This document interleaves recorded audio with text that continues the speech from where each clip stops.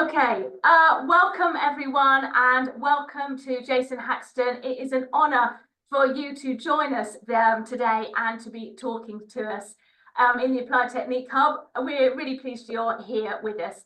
So before we dive into our topic today, will you just introduce yourself and tell us and members a little bit about what you do and so on? Yes, no one's more pleased than I am when technology works, especially across the ocean. But my name is Jason Haxton. I'm the director of the Museum of Osteopathic Medicine at A.T. Still University, where it all began in Kirksville. Well, basically 150 years ago is where the idea is, and over 130 years in the actual school. But I've been the director of the museums. And we keep all things osteopathic, the history, the artifacts, all the famous people. I've had the good fortune of having Jamie visit me a couple times. He's probably one of the most authorities, as you all know, on Dr. Still and probably John Martin Littlejohn. And so again, my job is to care for the artifacts, the history, and I travel throughout the United States sharing that history with anybody who's in osteopathic healthcare, whether it's the practitioner or it's the patient or it's the student that's interested in maybe going into this field. And so I think I have one of the best jobs in the world. As I mentioned to my friends, Gil and Jamie, that in just this month alone, I've been to 5 countries, which included Sydney, Australia for an international conference, the Brazils in Sao Paulo for the Latin conference, then the Student International Conference in Milano, Italy, just got back from the German conference, and just for fun of it, popped down to a French school in Béziers, just because why not? But they send a group of students every year. So you can see there's a very active international collective of osteopathic practitioners, and I'm just pleased to be a person that can connect you with your rich history, and we'll do a little bit more of that today. And it's great with our members because we have an international spread of our members as well, who join us to find out more about osteopathy and its origins, which is why we're so pleased you could find time in your traveling schedule to sit down for an hour and sit down and talk to us. So what we're going to do is, before we get into the topic, we always ask our guests 3 questions, okay? So here's your first question as we get to know a bit more about you.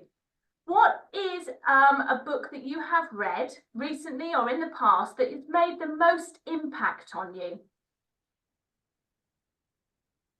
Interestingly, it is probably an unpublished manuscript.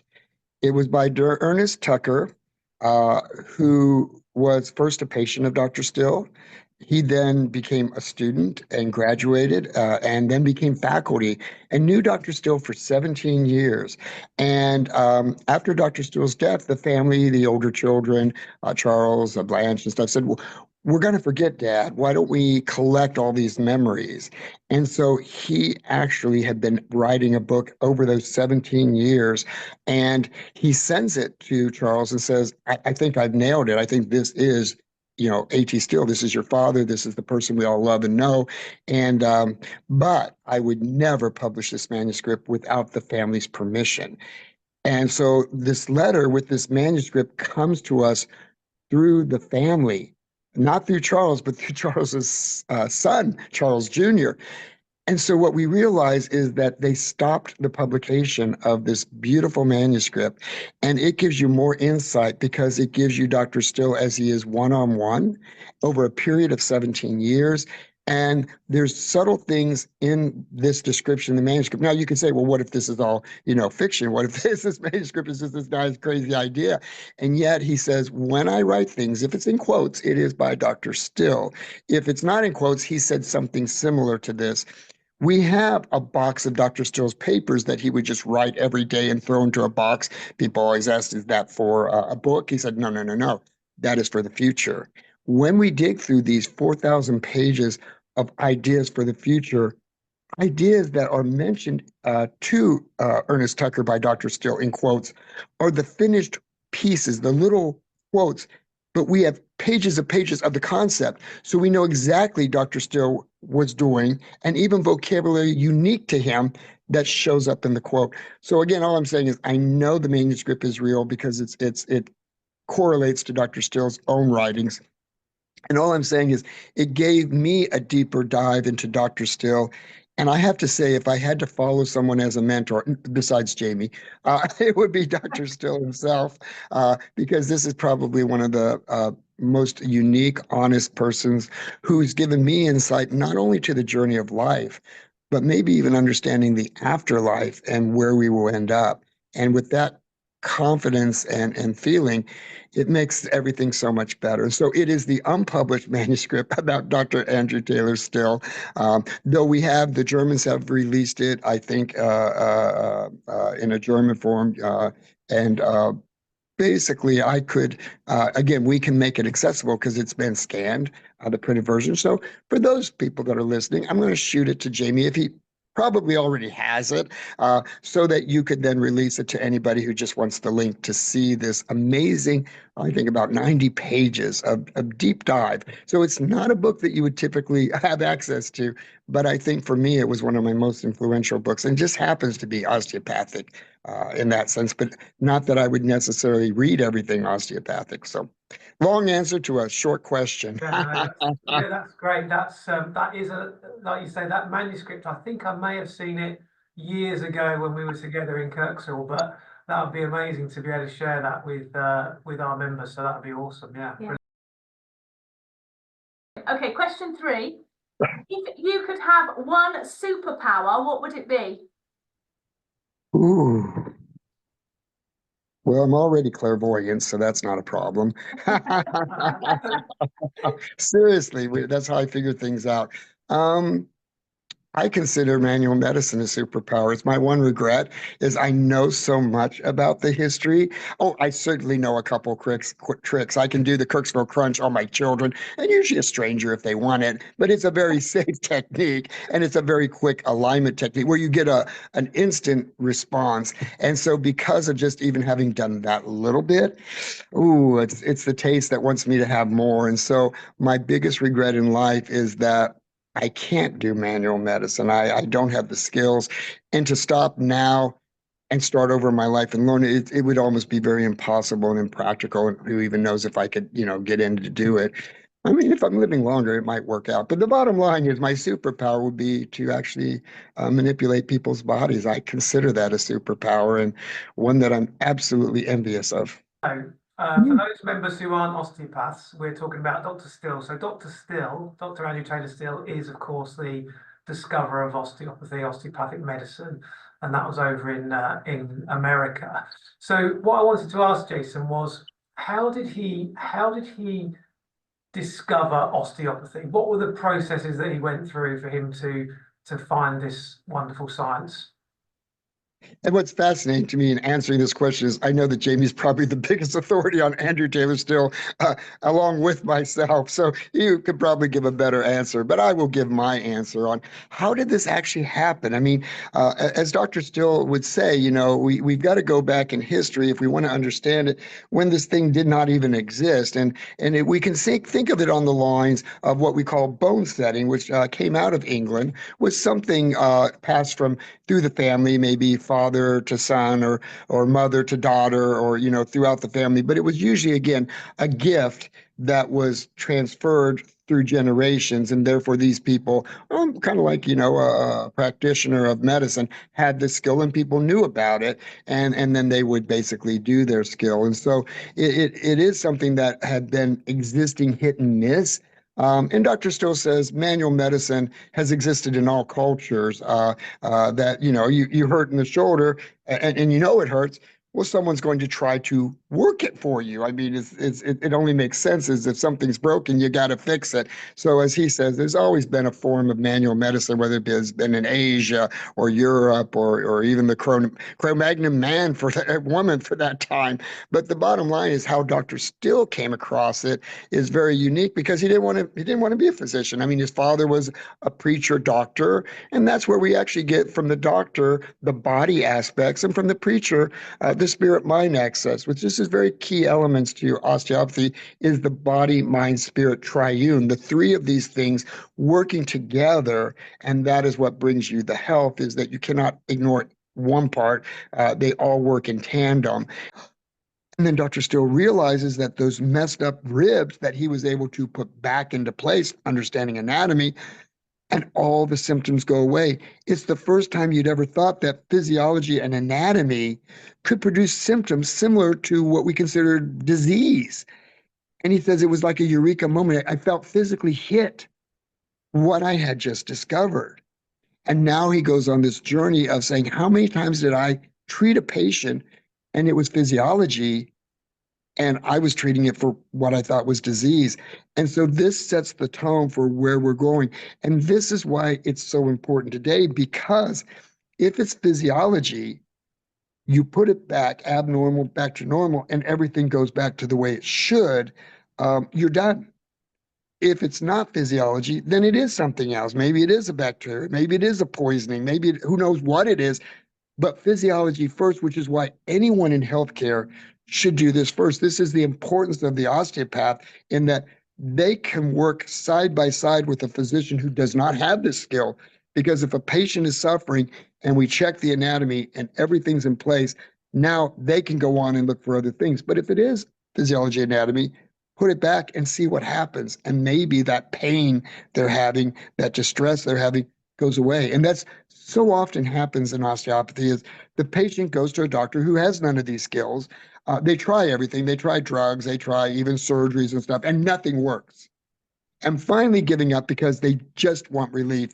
They think, well, why not go to the osteopath? Because I've tried everything. They're the last person they tried, should have been the first person they tried. And they're surprised that everything is fixed. Everything instantly is fixed. And so this is why, again, we need to teach all of our physicians basic anatomy, normal, abnormal, so that we realize when we need to fix these things. And so he says, I did not invent osteopathy. It's always existed in all cultures. I organized it. I made it teachable. And why he did that was because with hundreds and hundreds of people, he having only this skill, they all wanted him. Jamie, what would you add to that? Because maybe I'd missed something that's important. No, I mean, I love hearing the story about the hog and things like that. I mean, one of the things that has always intrigued me, and I'm not sure whether I know the answer, or maybe you do, maybe you've got some more, is technique. So you mentioned him about, with the Shawnee Indians. Do you know whether he spent time observing the bone setters, or whether someone taught him how to manipulate? And then I know that later on, when he did open up his school, he very famously refused to teach technique. So do we know a lot about how he actually learned to do those manipulations? Was it mainly just spending time with the Shawnee Indians? So he would have been able to see technique by this family, and there's good evidence he really did see them. He doesn't mention them a lot. I don't know, not I don't think to keep it a secret. It's just probably didn't cross his mind. And supposedly D.D. Palmer was also seeing the same person. So maybe was even a crossing of some mentoring, some apprenticeship through this family in Iowa. But I think you're right. As he learned to put things back, it was more important to him. If you know anatomy, there are many ways to readjust that anatomy. So if you have a technique, you're ignoring the education of understanding the problem. When I do my crunch on my children, it's a technique. I don't understand what it does, but I know it works. And I think that's initially why chiropractic struggled initially, is the fact that D.D. Palmer learned technique without the anatomy, physiology behind it. So he could fix some things, but not others. But his son, after it was a failure, and it was a failure, it took him 6 years to educate 12 people. A.T. Still was educating 600 a year. You can see the difference in influence stuff. His son was smart enough to say, hey, we hire the graduates from the Kirksville Osteopathic School. We bring them to Davenport, Iowa, a couple hours away. We tell them, you're chiropractors. That's your title. You teach chiropractic. But they were just teaching the same thing because, look, you want to make a living. And so, call me whatever you want. Just pay me. And so they got started. Once they got their foot rolling, then, all the future students were chiropractics. But those first ones that got them started were osteopaths because there were hundreds of them available. I'm sure looking for quick work. So we do get to see, kind of even how chiropractic wasn't accessed until you got people teaching anatomy and understanding how you do it. And that's why Dr. Still was so much against doing it one way, because as he says, it's like a walk. You could take the direct path and maybe that's high velocity, or you could take a longer, more scenic path and that might be muscle energy. It gets the same fix. It's just different ways of doing it. And so we do know that the modalities of osteopathy, dozens that there were, Dr. Still never even identified things by, muscle and high breath, muscle. He didn't identify technique or even areas. He just did it. And students said that he'd treat the same case a different way. But he was actually showing students, and it's frustrating, but he was showing students that if you know your anatomy, you can just do this. But he didn't realize the students were starting out, they're pretty much doing baby steps. A little bit of technique helps you get rolling. Yeah, absolutely. I mean, certainly from my own sort of research, because what he did is always fascinated me. And you're right from what I've found in that he never named techniques, and there wasn't like we've got today, all these different categories of techniques. You might be a fascia man, you might be a muscle energy man, you might be a high velocity thrust man. It was all there to a degree. He just did what he felt he needed to do. And then of course, I think it was the Barber book, that early osteopathic book, where you've got the selling of a book and seeing techniques and this massive difference between technique and treatment. Because of course, as you say, we can teach people techniques, but do they really understand what it is and what they're trying to do? And of course, when not to do things as well. So for me, I don't think, and I know you've heard me say this before, I don't think there is any still technique. I just think there are methods that Dr. Still used. Right. And so after your years of, and again, if anybody has a library that can compete with us, it's you, Jamie.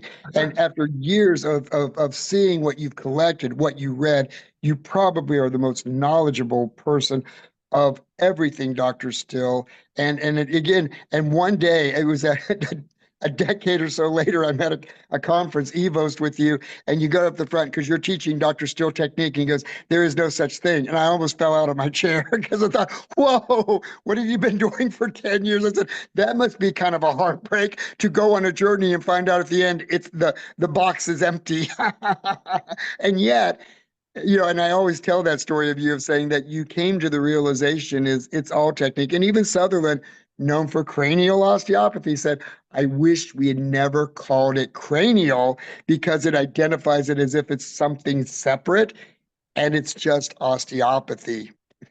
And then we'll get to what Dr. Still actually said about osteopathy, because he did get asked, what do you think? But the thing is, William Smith came from the Royal School of Surgery in Edinburgh. Again, still one of the greater medical schools. I mean, they came up with Lister's basically germ theory and carbolic acid, which again prevents people from infections and dying from some surgeries and things like that. Actually, chloroform, I think it was James Kennedy, was William Smith's doctor. You see, when William Smith was born, and he was the physician that discovered A.T. Still, as we like to say, he was happy in Scotland, but he grew up in Jamaica. But when his mother died, his father didn't want to raise these kids. There were 9 of them. He shipped them back to his sisters in Scotland. So that William Smith grew up without a father figure. The only man in his life significantly was the family doctor. And this was the same person who was in the team to come up with chloroform. They were using ether, a better form of anesthesia. So when we think of the school that he comes from, it is really the best. And Smith, with 7 years of that education, is unmatched as basically a practitioner in surgery, obstetrics, everything. Gets married, comes to America, keeps hearing of these miracle cures. Curious is like, who is this dude? It's like, I don't know. He's trained by his daddy out in the woods. Like, whoa. He didn't go to a medical school. No. And not even you. Oh, Smith is like, no. This guy, he cannot be fixing people. Certainly not miracles. He's fooling them. He's doing something that's fooling the people. And I'm curious. I'm going to go and prove he's a fraud and find out what it is he's doing. But when he comes to Kirksville, he realizes that Dr. Still has the skill to manipulate the neck and the back. He goes, Smith knows that we would never do those things because you'll either kill or paralyze your patient. And yet Dr. Still is doing it and they're getting better. He's intrigued that 7 years of the best education and he's missing something. So Smith agrees to stay and learn manual medicine, but he will teach the anatomy, which is so critical to osteopathic understanding. And so really that actually locks Dr. Still into the ability. It first gives him credibility. If this physician with the best skills thinks he knows something, he must know something. And it relieves him of that duty of teaching the basics so Dr. Still could basically focused on the manual medicine aspect of osteopathy. And in that way, the school is really a success. And then through Smith, then other, Europeans, the John Martin, Littlejohn, James, and David. So now 4 of our faculty have a European education, and they create an institution, a footprint that matches Europe. And that is good. I never thought it'd be like this, but it is kind of wonderful. That actually is written in the Tucker book. That's how we know what he thought, because Tucker asked him, well, what do you think? And so in his lifetime, he was very, very impressed. Would he be impressed today? I think he would be impressed with the international approach to manual medicine because it is a foundation, and why he kept it in Kirksville. He could have gone to Chicago or Kansas City or any big city, like I'm in Chicago now, which is massive. He could have gone there because no, it'll get lost. If we keep it in Kirksville, it will be, it's like the fountainhead. It will be something that will be unique in itself, and it will survive better when it's not confused with anything else. And it has been quite successful. And so we all still use manual medicine. I think he wishes we would have used it more. Many physicians still fall to, our DOs have become more like MDs. There's so many medications, and patients are clamoring for a quick fix with the medication. We end on that. I always love being with you, Jamie, and I look forward to seeing you in January, and we'll do some fun things without your wife. Oh, well, thank you, Jason, so much for talking. We could carry on talking. It's always just fascinating. I've just been listening to all the stories, a lot I've heard Jamie talk about and so on, but it's lovely to hear, you're a worldwide authority on AT still, and for you to be able to share that with us and our members is just wonderful. So thank you very, very much for giving up your time and chatting with us this afternoon. It's been, it's been lovely, hasn't it? Wonderful. Yeah.